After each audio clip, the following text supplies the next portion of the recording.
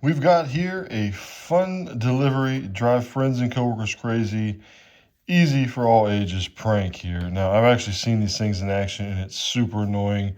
As always, be careful who you prank. We don't want to make anybody upset here, but maybe you do. Either way, this thing will get the job done here. So it mimics the sound of like a dying smoke alarm system.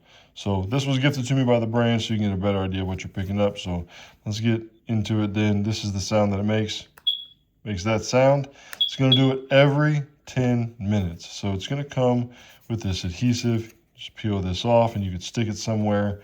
It says it's best to put it somewhere muffled, like in a drawer, or something. Maybe behind the TV. Who knows? You can get creative where you put this, but every 10 minutes it's gonna make that noise.